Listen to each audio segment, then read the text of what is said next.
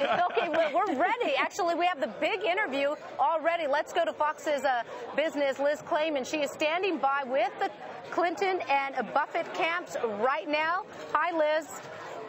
All right, Rebecca and Cody, hello to you. Thank you so much. I'm here with Senator Hillary Clinton and Warren Buffett of Berkshire Hathaway. Thank you for joining us. Thank you. You have just been fielding questions from a crowd of varying economic areas, wealthy people, seniors, some students.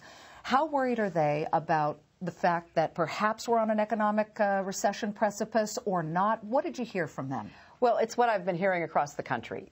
People are concerned. I mean, if you combine what's happening in the housing market with the stagnant job growth, with the increasing costs while family incomes are basically flat, with worries about the global economy, the decline of the dollar, you piece all of it together. And there is a growing insecurity about what's going to happen. And obviously, I think the economy will be a big issue in the '08 election. And I'm thrilled to have Warren Buffett with me today to talk about that as part of my campaign. Mm-hmm. Would you ask him for advice on tax policy? Yes, I would. I would ask him for advice on a lot of different aspects of the economy and about government policies, because, you know, you can't know anything about his investment history without believing that he understands, you know, the real basics about what it takes to make a company run successfully, and I think that actually bleeds over into what it takes to make a country run successfully. Mr. Buffett, we talked this morning about job growth, and if it went beyond like a 5% unemployment rate, that would be disconcerting to you? Yeah, so far what has helped us enormously during the various credit problems we've had has been the fact that employment stayed good. And usually if people keep their jobs and they don't get escalated on payments, they can stay in their houses. But when they lose their jobs, there's a real problem, and that hasn't hit yet. Senator Larry Summers ran the Treasury when your husband was president. Mm-hmm. He has told Neil Cavuto, our anchor here at Fox Business, recently that he worries that we're very close to a recession, and if that were true, that any kind of tax hikes would not be a good thing. Do you agree with that? Well, I think we would have to have stimulus. And there are a variety of ways of looking at and kind of packaging the right forms of stimulus.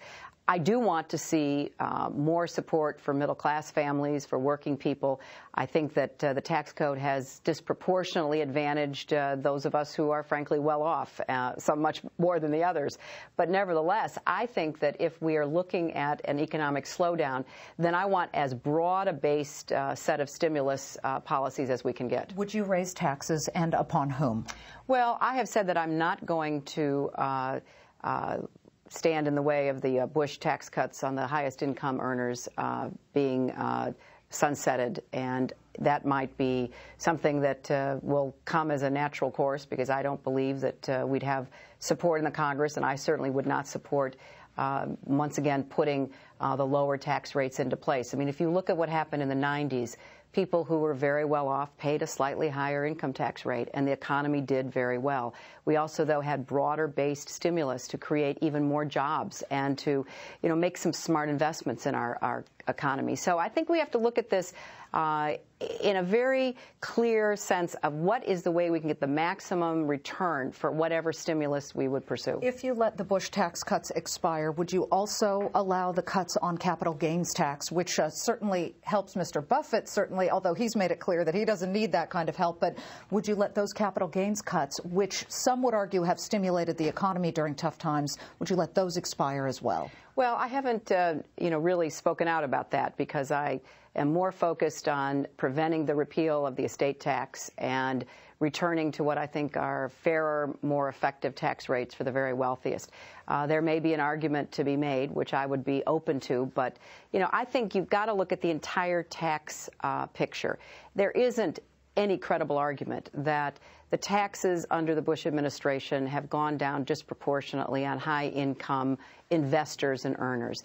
There isn't a good argument, in my view, for continuing that kind of disproportionate favoritism in the tax code.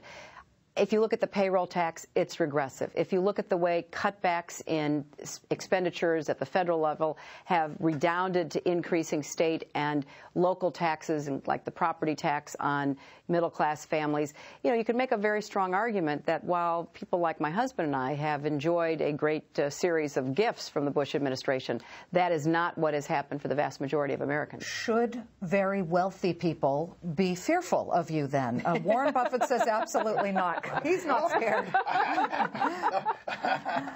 I'm terrified.